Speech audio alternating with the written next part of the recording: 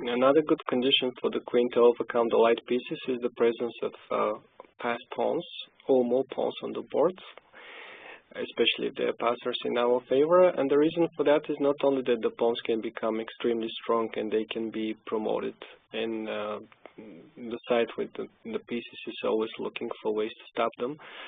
But the other thing, which is probably more important, is that the pawns are taking a lot of the air from the light pieces, thus not allowing to them to show their full activity.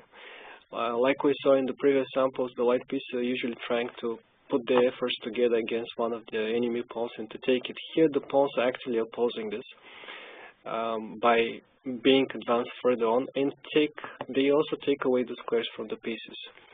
The game that we're about to see is Malakhatko against Kuzmin. Malakhatko played d5.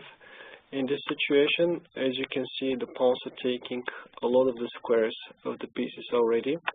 They're standing together. This is the optimal setup. And also, of course, black is under the danger of losing a piece immediately with the move d6. In this game, black reacted knight g6, which didn't help him much.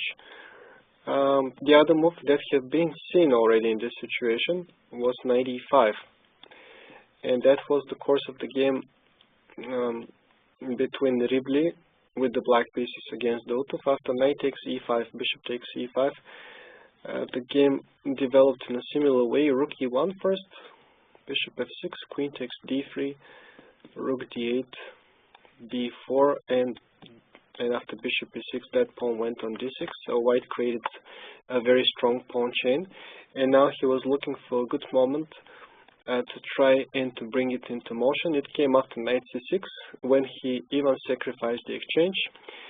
Okay, it was much easier for white to choose this option, because he also had two pawns in addition to the queen. But it's generally a good thing for you to remember if you're trying to improve your position. On many occasions, it's worth looking the sacrifices of the exchange, especially if you can after that push your pawns like it is here.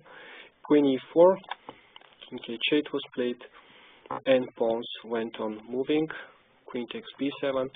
The free passers supported by the queen made white's task relatively easy, and he went on to win this game. Back to the game that we're analyzing in the moment. Knight g6 was answered b4, knight d to e5, knight takes e5, bishop takes e5 was played, because if black takes with the knight, then of course there will be queen d4 followed by d6. The knight cannot stay forever on e5. Once again, thanks to the many pawns that white has. After that, it would be kicked away with a move like f4. So therefore, knight bishop takes e5 was played, rook e8 to e1, bishop d7, queen is taking that pawn on d3. Finally, a6, black is threatening to take the exchange, the rook on f1. But white is not so worried about it. He's even giving it at once with the move d6. For him, it's important to get rid of this blockading piece, the bishop on d7. He's not against giving the exchange. On the contrary, he's actively searching for a way to sacrifice the exchange, but to get these pawns moving.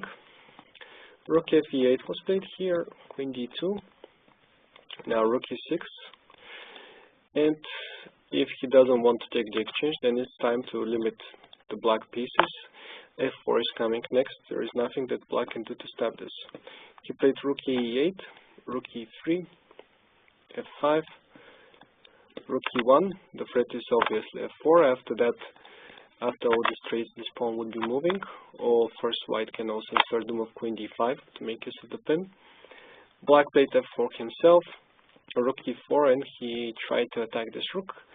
But like we said, we are not worried about taking the rook on e4. On the contrary, and the main thing that we want to achieve is the advance of the pawns. And indeed, here taking on e4 would be losing after rook takes e4. White's plan is very obvious. Queen d5 followed by d7, b5, c6. The pawns are rolling.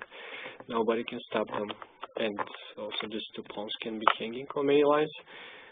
If after a4 black takes the pawn on a4, this will lose because of queen a2, which is double attack against the bishop on e5 and against the bishop on a4, thanks to the pin. And what happened in the game was king f8 instead. Now d7, and with small tactics, white is gaining some material. This is the move rook takes e5, rook takes e5, rook takes, knight takes, and he managed to transpose into another material imbalance, the so-called Lasker compensation. We're about to cover it in some clips. Here concretely, the Lasker compensation is not enough. Even though black managed to place his pawn on f3 and to create some mating threads, they quickly disappeared after white's correct setup. The king came out, the queen and the pawn are definitely better than the rook and the bishop, and white went on to win this game. You can look for it for yourselves.